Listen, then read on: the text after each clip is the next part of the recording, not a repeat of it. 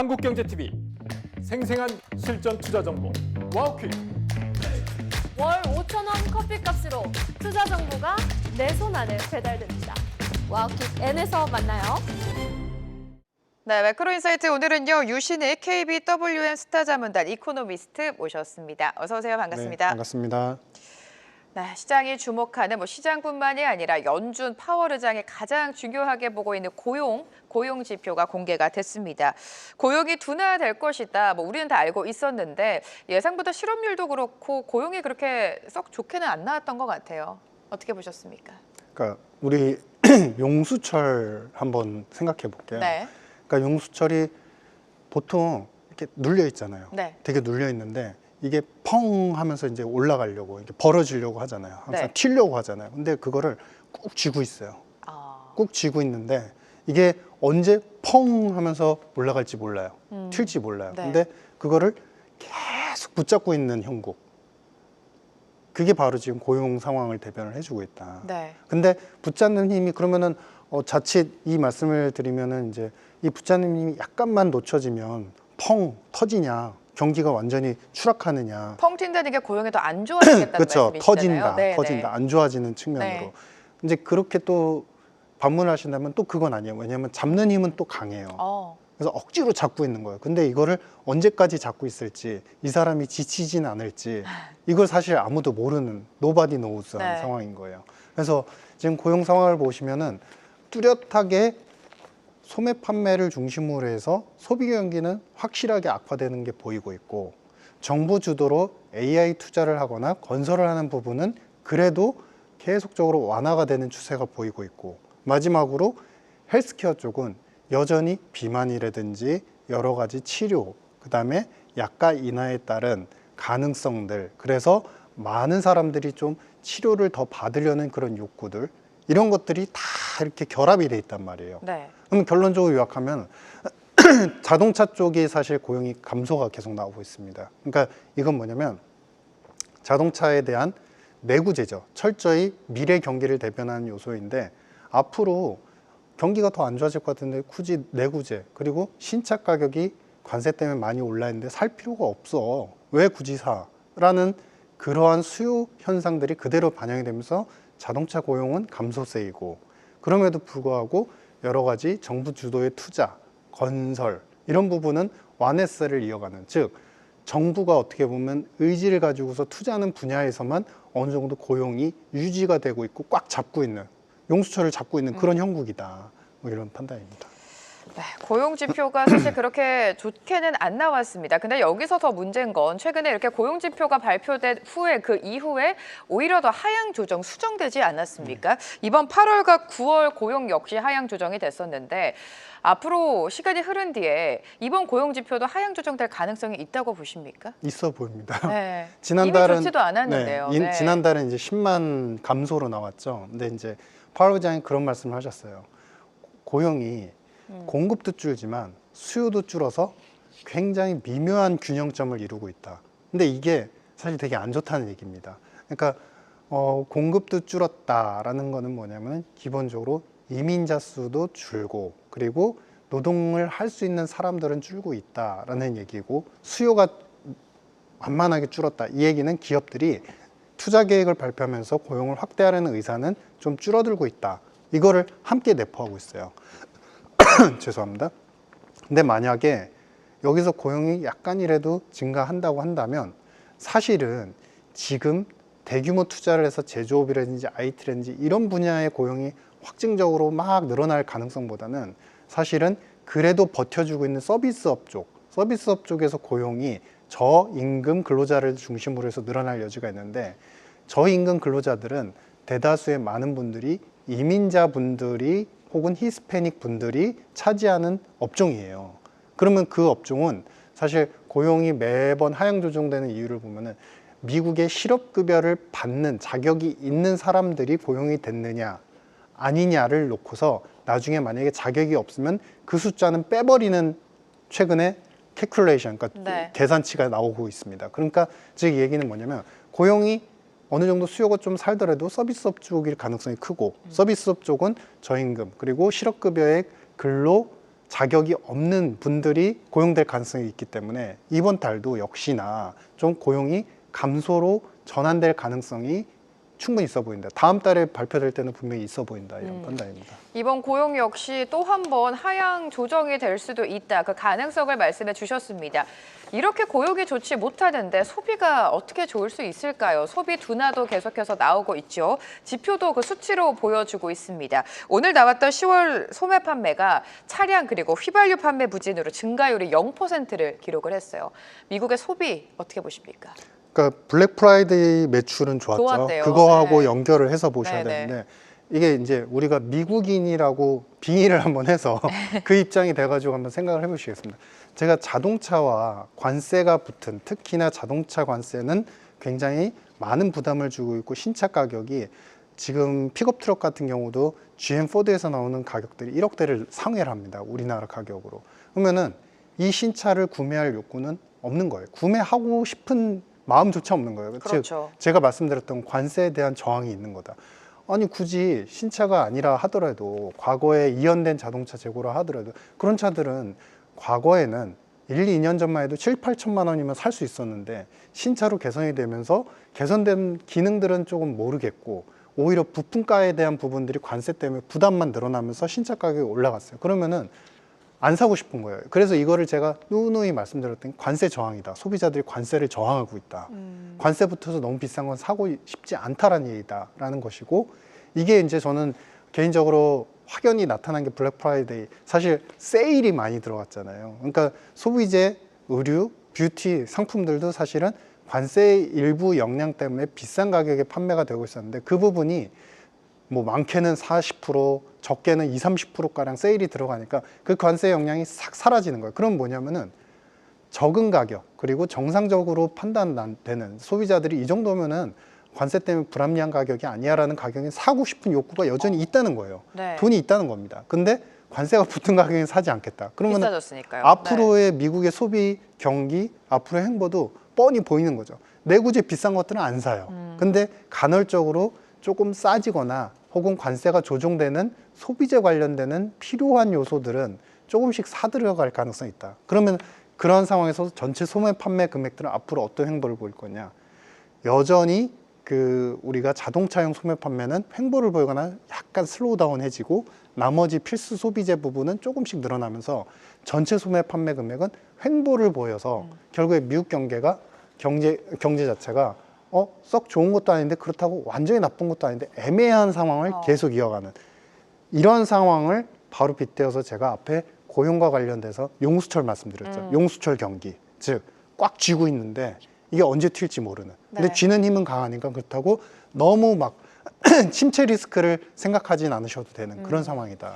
필수 소비재는 뭐 어쩔 수 없이 구매를 하게 되겠지만 관세에 따라서 높아진 가격에는 쉽사리 손이 나가지 않겠죠. 고용을 말씀해 주셨을 때도 용수철로 지금 힘을 꽉 쥐고 있다고 말씀해 주셨는데 그럼에도 지금 미국 경제 성장률 전망치는 상향 조정됐습니다. 이 부분에 대해서도 그 배경에 대해서도 좀 자세하게 짚어주셔야 될 것 같아요. 네. 그러니까 이게 네. 아까 이제 용수철 경제로 오늘은 테마를 잡아서 네. 말씀드리는데 꽉 쥐고 있다고 그랬잖아요. 소비도 그렇게 적극적으로 순환적으로 소비를 하진 않아요. 그렇다고 해서 뭐 건설 투자가 조금씩 늘어나고는 있지만 신규 주택 착공 건수가 이미 감소를 하고 있고 인건비나 목재 가격이 높은 상황이기 때문에 미국도 건설 투자가 그렇게 좋진 않아요. 근데 뭐냐면 설비 투자가 늘고 있습니다. 그러니까 설비 투자가 견조하게 조금씩 늘고 있어요. 바로 여기서 용수철이 또 나옵니다. 자, 이 용수철을 잡고 있는 그 주체는 누구냐? 우리 스타게이트 펀드를 5천억 달러를 조성했고 그 뒤로 계속적으로 펀드가 조성이 되고 있고 기업들도 자기 자본을 투자해서 캐펙스 투자 지출이라고 하고 있는 설비 투자를 통해서 계속적으로 AI 인프라나 장비, 소프트웨어, 시스템들, 데이터 센터를 구축을 해나가고 있죠. 바로 이 설비 투자에 관련되는 AI 투자들이 계속적으로 완만하게 늘고 있기 때문에 전체 성장률은 또 좋은 상황이다. 근데 그게 설비 투자가 되면 당연히 고용도 늘어나고 소비도 늘어나지 않나요? 예전에 이제 그런 전통적 경제학 논리랑 좀 달라지는 거죠.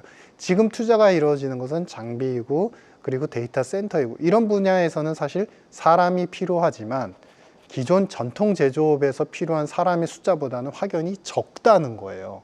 그러면은 이걸 한마디로 뭐라고 말씀드리면 트럼프가 무언가 계속적인 정책 드라이브를 걸고 리더십을 계속 걸고 있죠. AI를 중심으로 성장을 해야 돼. 그러니까 그 기반에서 AI와 관련된 기업 투자들은 계속 완만하게 늘어나고는 있습니다. 그런데 사실 부담이 이제 좀 되기 시작하고 있어요. 그런 상황에서 전체 성장률은 좋지만 실제 소비자들은 돈 안 쓸래 이러면서 돈을 멈춰지거나 아니면 다른 데 투자를 하고 있는 상황. 그러니까 약간은 용수철을 쥐고 있는 사람들은 누구냐? 트럼프와 그를 중심으로 한 AI 기업들이다. 이렇게 볼 수 있겠습니다. 네, 용수철을 쥐고 있는 가장 큰 힘 중 하나가 아무래도 AI 투자인 것 같습니다. AI 투자 적극적으로 나오고 있습니다만 최근에 우리가 확인해 봤듯이 오라클 브로드컴 실적이 오히려 AI 마진에 대한 우려, 수익성에 대한 우려를 가져다 줬었습니다. 오라클의 경우에는 CDS 프리미엄 증가한 점도 부담 요인으로 좀 작용을 하고 있는데 AI 전반적인 산업에 대해서는 어떤 견해를 갖고 계십니까? 지금 지속적으로 버블론이 나오곤 있지만 내년도도 마찬가지일 것 같아요. 일단 네. 우리가 이제 투자 계획을 빼고 네. 실제 투자가 지출된, 그러니까 디램이나 낸드라든지 AI와 관련되는 장비, 소프트웨어 쪽에 실제 총 투자된 금액을 한번 보실 필요가 있습니다. 미국에서 주요한 M7, 그다음에 하이퍼스케일러 기업들이 투자한 금액들을 보시면 24년도에는 2천억 불 초반대였어요. 그런데 실제 올해 25년도에 지출된 금액은 한 3,400억 불 정도였어요. 대략 50%에서 60%가량이 증액이 되었고요. 내년도에 실제로 지출될 금액들을 보시면 예상되는 규모가 계획이 아닙니다. 실제 지출될 금액이 한 4천억 불 내외 정도예요. 그러니까 규모는 꾸준히 늘어나는 건 맞는데 문제는 증가율의 속도죠. 작년 대비 올해는 50% 정도였고 그리고 내년도로 넘어가면 증가율 속도가 30% 정도. 그러니까 증가율 속도가 이제 서서히 더뎌지기 시작을 하는 거죠. 즉 이거는 뭐냐면 실제 기업들이 투자 지출하는 데 있어서 약간 자본의 조달 그리고 자신들이 부채에 대한 리스크들이 약간 목에 차가고 있다. 그렇기 때문에 이러한 투자, 기업 중심으로 만들어지는 투자의 어떤 패턴들은 사실 영원히 지속될 수는 없습니다. 그렇기 때문에 AI 버블론은 계속될 것이고 내년도에도 아마 계속 갑론을박 이어질 겁니다. 근데 중요한 거는 뭐냐면 투자를 하려는 주체와 정부가 워낙에 강한 의지를 갖고 있기 때문에 완만한 규모로 투자는 또 이루어질 수 있다. 네. 즉 어느 정도 투자는 이루어지면서 해항, 우리가 바다를 갖다가 계속 항해는 하지만 점점점 가면서 거친 바닷속과 바람에 의해서 약간 저항을 받는 국면들이 계속 반복이 되는 그런 그림으로 보시는 게 맞을 것 같다라고 판단이 됩니다. 네, AI와 관련해서 투자와 규모는 커지겠지만 증가율 속도가 더뎌질 수 있다라는 점을 지적을 해주셨습니다. 다시 고용 그리고 물가로 돌아와 보면 연준은 아무래도 물가보다는 고용에 초점을 맞추고 있습니다. 파월 의장 발언 다시 한번 복기해 보도록 하죠. 추가 관세가 없다면 내년 1분기가 관세에 따른 물가 영향이 정점을 이룰 것이다. 이런 이야기가 나왔습니다. 이 부분 어떻게 보십니까, 박사님? 이제 파월 의장이 거의 이제 임기 종료를 거의 앞두고서 이제 말 바꾸기 시전을 이제 시행을 한 것 같습니다. 비둘기가 네, 됐죠. 네. 뭐 이제 물가에 대한 불확실성은 항상 어떤 경로로든 열릴 수 있다, 가능성이 있다 이렇게 말을 했던 것과 완전히 반대되는. 그러니까 내년도 1분기에 정점을 이루고 더 이상은 이제 오를 가능성이 추가적인 관세만 없다면 오를 가능성이 적다라고 표현한 건 뭐냐면 사실 그 이면에 깔려 있는 경제학적 분석은 관세가 매겨지는 만큼 소비자들이 저항을 하고 있고 그래서 소비를 안 하기 때문에 수요가 안 일어나니까 관세 효과가 반영이 안 된다가 정확한 멘트인 거죠. 근데 이제 그것을 관세만 없다면은 관세 효과는 1분기에 정점을 이루고 물가도 정점을 이룰 것이다. 그러니까 올해 2월부터 언제든지 관세 불확실성은 실현화될 수 있다라는 그런 입장을 다시 금리 인하의 명분을 만들기 위해서 내년도 1분기가 정점일 것이다. 이런 식으로 약간은 명분 만들고 금리 인하의 이유를 좀 쌓는 설득하는 그냥 발언 중에 하나였다 이렇게 판단하고요.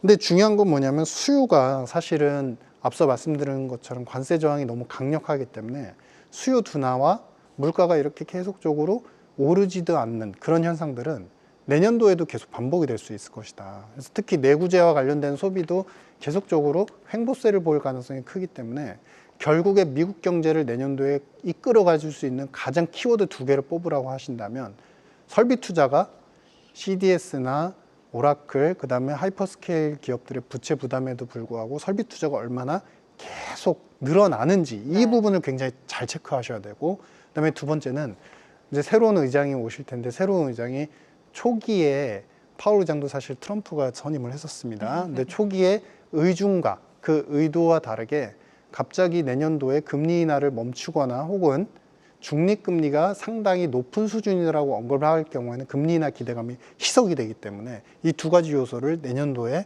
미국 경기의 향로로서 중요한 메카 포인트가 될 것이다. 뭐 이런 판단입니다. 연준 의장 취임을 말씀해 주셨으니까 이 부분이 좀 궁금해지는데 지난주까지만 하더라도 헤셋이 유력 후보이지 않았습니까? 하지만 이번 주부터 워시 의장 가능성이 높아지고 있습니다.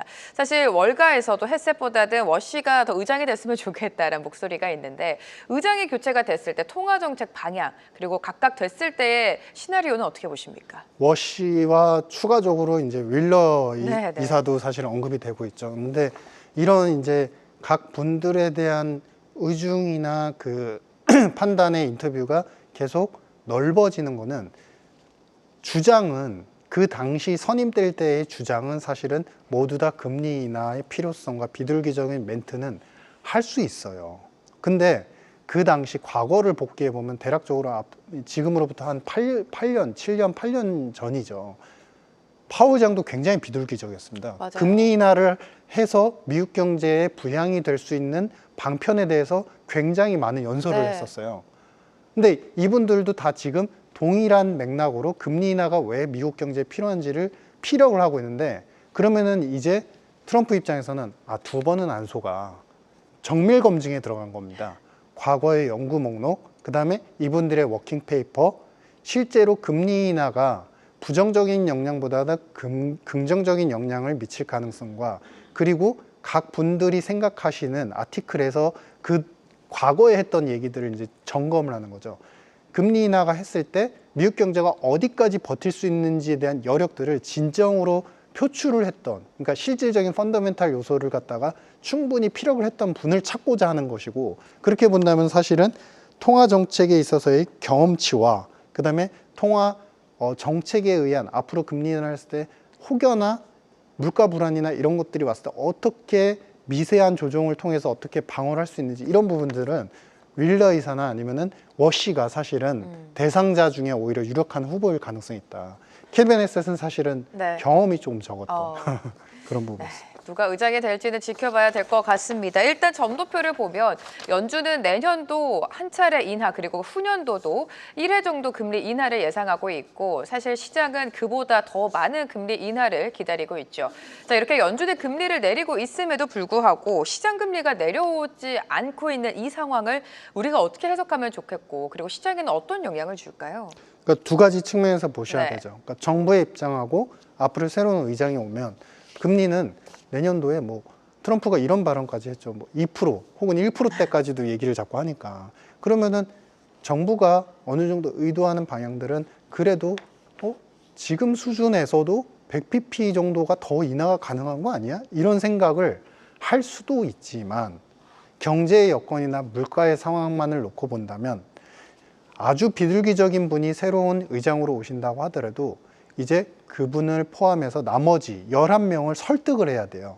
FOMC 위원들을 설득을 해야 되는데, 이 설득이 과연 아주 이렇게 나이스하게 잘 될 것이냐. 왜냐하면 지금 잘 보시면은 이제 미셸 보만도 그렇고 윌레이사도 사실 통화정책위원으로서 이제 참가를 하다가 그동안에 이제 계속 비둘기적인 발언을 했는데, 만약에 이분들의 입장에서 생각해 볼게요. 비둘기적인 분들이 대략 그분들 포함해서 한 3분, 4분 정도 계세요. 네. 근데 이 4분들이 자기가 연준 의장이 될 거라고 생각했는데 만약에 안 됐어요. 그럴 경우에 그분들이 향후에 FOMC 참여해서 의사 발언을 어떻게 할 것이냐.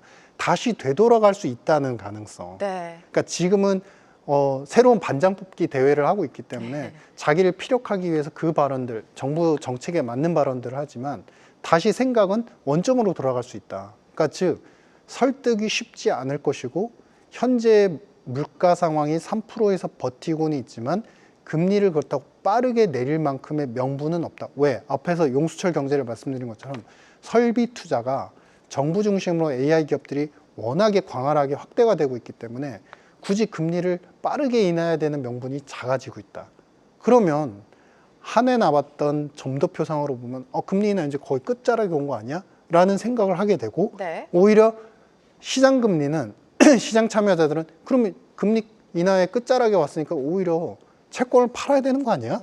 이런 생각들을 할 수밖에 없는, 그래서 양측이 정부의 입장 그리고 새로운 의장이 오시게 되면 그분이 설득해야 되는 입장, 그리고 시장에서 생각하는 금리 인하의 거의 끝자락에 왔으니까 거의 이제 끝물이네, 채권 금리 내려가는 끝물이네, 이 양쪽 입장이 굉장히 팽배해지고 있다. 그러면 우리는 시장 금리가 앞으로 더 떨어질지 여부를 판단하기 위해서는 지금 물가에 대한 징후하고 정부가 왜 금리를 내려야 되는지 명분적 요소를 우리가 되게 정교하게 탐구할 필요성이 있다, 이런 판단입니다. 시장으로 돌아가 보도록 하겠습니다. 일단 내년도 미국 증시를 바라보는 시각이 좀 엇갈리고 있습니다. 뱅크 오브 아메리카 같은 경우에는 미국 증시가 극단적인 과열에 근접했다라고 평가를 했고, 다른 IB죠. 뭐 골드만삭스라든지 모건 스탠리는 내년도 S&P 목표치를 좀 높게 잡은 상황입니다. 이런 가운데 또 내년 트럼프의 중간 선거가 있지 않겠습니까? 여러 가지 부양책이 나올 수 있다는 기대감 속에 미국 증시 흐름은 어떻게 흘러갈까요? 미국은 횡보를 보이면서도 그리고 변동을 보이면서 완만한 상승 추세 자체는 유지를 할 추세는 걸로, 상승이다. 추세는 네. 유지를 할 걸로 보입니다. 근데 다만 우리가 여기서 복기해 보셔야 되는 거는 첫 번째, 트럼프가 내놓을 수 있는 선물 꾸러미, 정책 꾸러미 중에 사실 상당히 많은 부분이 소진이 됐습니다. 트럼프는 성격이 급합니다. 그래서 일기 때도 사실 그 정책으로 내밀 수 있는 그런 패키지들을 거의 1년 반 만에 모두 다 풀어버리고 그 다음에 방어책이 없었던 경험이 있어요. 그러면 지금 남은 패키지의 하나 중에 가장 중요한 거는 이제 스테이블 코인 통해서 국채 시장을 안정화시키는 것. 그 다음에 두 번째는 최근에 강화된 자본 비율이라서 상업은행의 그 자본 비율을 완화시켰는데 대출을 더 독려하는, 그래서 이제 어떻게 보면 도드 프랭크법을 완전히 무력화해서 대출을 확대시키는 그런 정책 두 가지가 크게 남아 있는데요. 그 정책들을 아마 내년도 우리 11월이죠. 중간선거 때까지 굉장히 키 드라이브로 가져갈 가능성이 있어 보인다.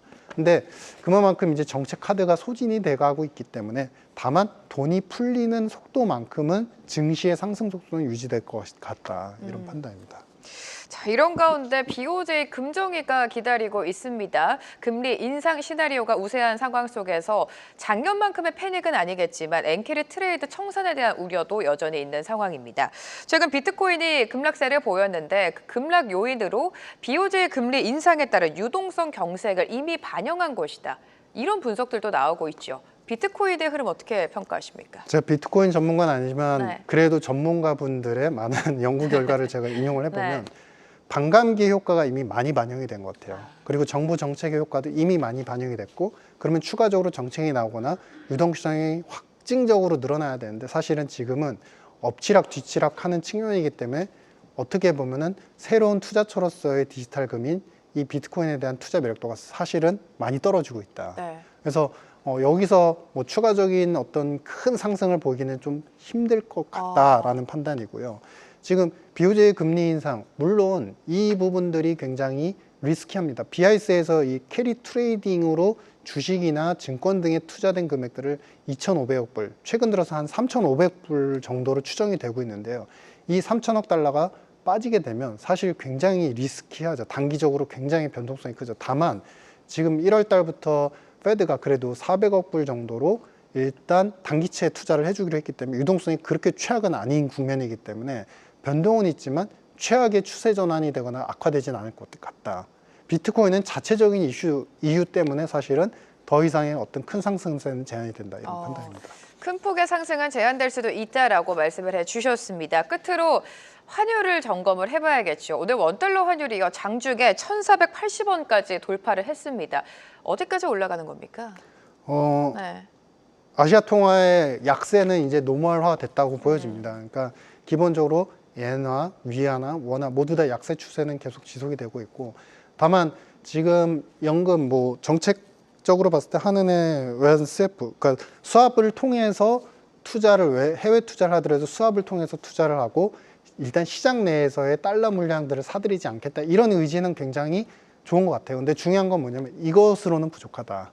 외국인들이 원화를 어느 정도 투자할 수 있는 여건적인, 특히 플랫폼 투자적인 부분들의 요소를 많이 넓혀놔야 된다. 아직도 우리 사실은 FX 마켓에서 우리 원화에 대한 투자의 총 비중은 사실은 2, 3%밖에 안 돼요. 그러니까 이 비중을 자꾸 늘려나갈 수 있는 방편, 그런 플랫폼들의 구축이 더욱더 중요하고, 특히 현 상황에서의 환에 대한 개입의 의지와 구두적이든 아니면 실질적인 스무딩 오퍼레이션의 개입이든 이런 부분에 대한 의지 요소가 사실은 당국에서 굉장히 중요하다, 이런 판단입니다.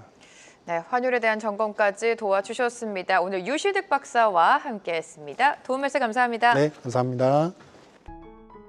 계속해서 다양한 경제 이슈를 알고 싶다면 구독과 좋아요, 알림 설정 부탁드립니다. AI 캐스터 권미정이었습니다.